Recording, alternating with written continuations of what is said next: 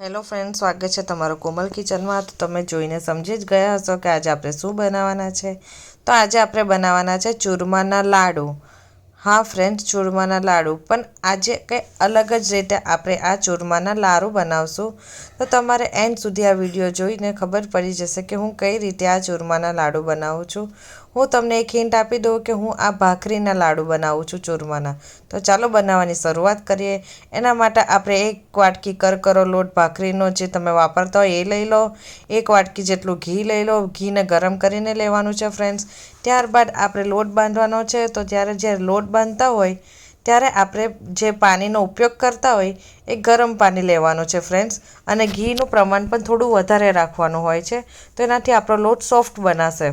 અને આપણે ગરમ પાણી જે હોય છે એનો ઉપયોગ કરવાનો છે ફ્રેન્ડ્સ। એટલે એવું નહીં કે બહુ ગરમ, નોર્મલ, જે આપણે બહુ ગરમ પણ નહીં અને બહુ ઠંડુ પણ નહીં, એટલે થોડું એ રીતે આપણે જે થોડું પાણી વેરીને આ રીતે લોટ બાંધવાનો છે।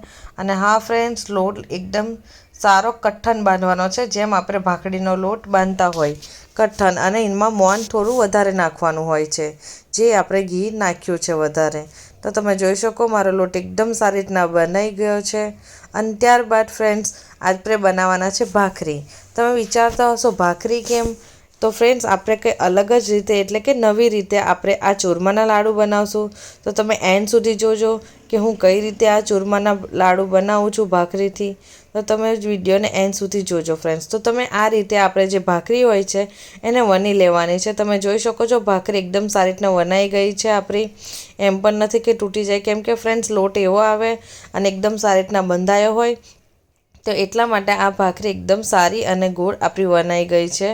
અને આપણે લોટ લગાવવાની જરૂર પણ નહીં પડે ફ્રેન્ડ્સ। ત્યારબાદ આપણો તવો ગરમ થઈ જાય તેના ઉપર આપણે ભાખરી નાખી દેવાની છે। તો તમે જોઈ શકો છો ફ્રેન્ડ્સ, એકદમ મેં ભાખરી નાખી દીધી છે અને એને એકદમ સારી રીતના પલટી દેવાની છે, એટલે કે જે આપણે રોટલી શેકતા હોય એ રીતે શેકવાની છે। અને હા ફ્રેન્ડ્સ, એવું નથી કે એને એકદમ ફાસ્ટ ગેસ પર શેકવાની છે, આપણે મીડિયમ ગેસની ફ્લેમે જ બધી ભાખરીને એકદમ સારી રીતે શેકવાની છે ફ્રેન્ડ્સ। કેમ કે ભાખરી કાચી ન રહેવી જોઈએ, એકદમ સારી રીતના આપણે જે રીતે બધી ભાખરીને રોટલી શેકતા હોય એ રીતે શેકવાની છે। તમે જોઈ શકો એકદમ સારી રીતના મારી આ ભાખરી શેકાઈ ગઈ છે, તો એને સાઈડ પર લઈ લેવાની છે।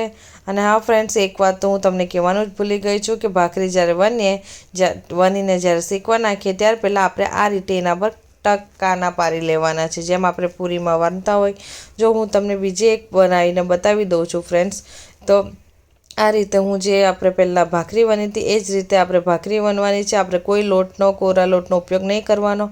જે લોટ છે એઝ ઇટ ઇઝ જ વાપરવાનો છે, કારણ કે ભાખરી તરત જ આપણી વણાઈ જશે, કે નહીં કંઈ ચીપકશે કે નહીં કંઈ થાય। ત્યારબાદ તમે તવીથા વડે કે ચપ્પુ વડે આ રીતે આપણે જે કાના હોય છે એ પાડી દેવાના છે ફ્રેન્ડ્સ। અને એકદમ સારી રીતે આપણે એ ભાખરીને શેકી લેવાની છે। ભાખરી શેકતા હોય ત્યારે આપણે થોડું ઘી લગાવી દેવાનું, તો શું એકદમ સારી રીતના આપણી ભાખરી શેકાઈ જાય। તો તમે જોઈ શકો છો એકદમ સારી રીતના ભાખરી શેકાઈ જાય છે।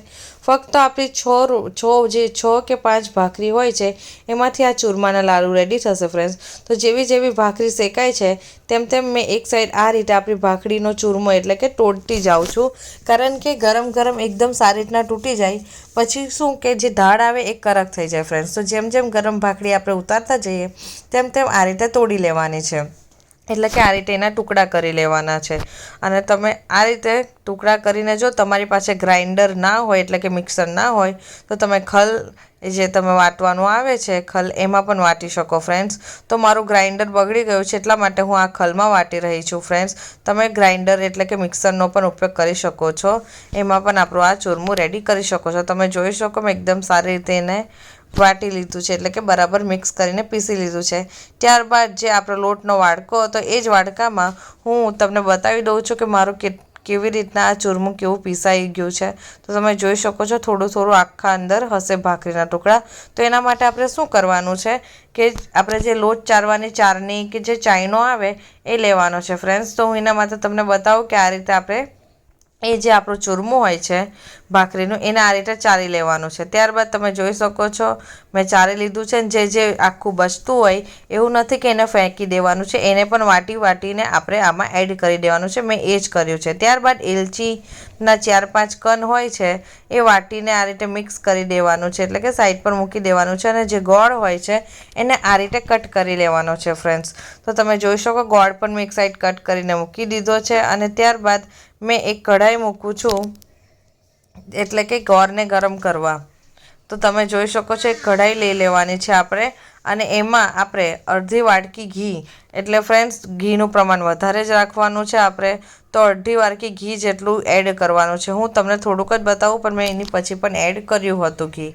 તો તમે જોઈ શકો એકદમ સારી રીતના ઘી આપણે એડ કરી દેવાનું છે. અને ગેસની ફ્લેમ એકદમ સ્લો મીડિયમ જ રાખવાની છે. મીડિયમ ખાલી ગેસ થોડું ટપવા માટે તેલ, ત્યાર પછી એકદમ સ્લો નાખવાની છે. જ્યારે આપણે ગોળ નાખી દઈએ ઘીમાં ત્યારબાદ એકદમ સ્લો ગેસ રાખવાનો છે ફ્રેન્ડ્સ. તમે દેખાતું જ હશે એકદમ સ્લો ગેસ છે. અને ત્યારબાદ આપણે જે ચૂરમું છે પીસેલું, એમાં જે આપણે એલચી પાવડર છે પીસ કરેલો એને નાખી દેવાનો છે.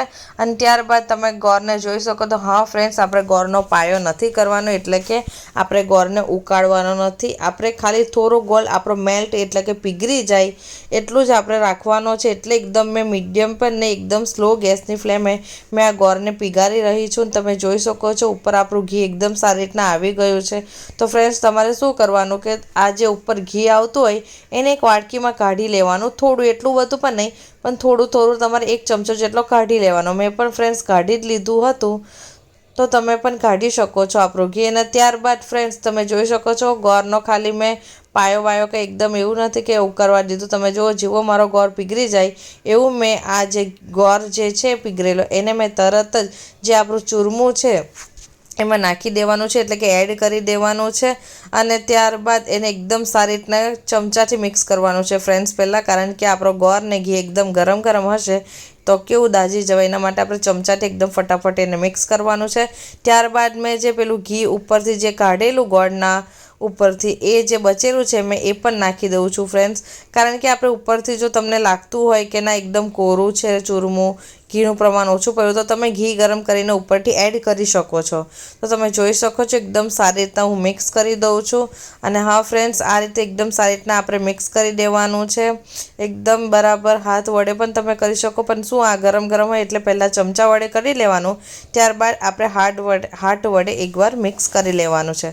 તો તમે જોઈ શકો છો એકદમ સારી રીતે આપણે આ બધું મિક્સ કરી લીધું છે. હું તમને ક્લોઝઅપમાં બતાવી દઉં ફ્રેન્ડ્સ, એટલે હું એ ગેસ પર મૂકીને તમને બતાવું છું કે મેં એકદમ સારી રીતના મિક્સ કરી લીધું છે ચૂરમું.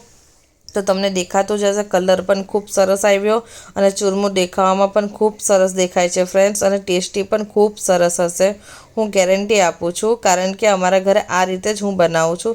તો તમે જોઈ શકો છો કે આપણા લાડુ એટલે કે બને છે એમ, એવું નથી કે અમુક વાર થાય કે આપણો લાડુ એકદમ બનતો ન હોય.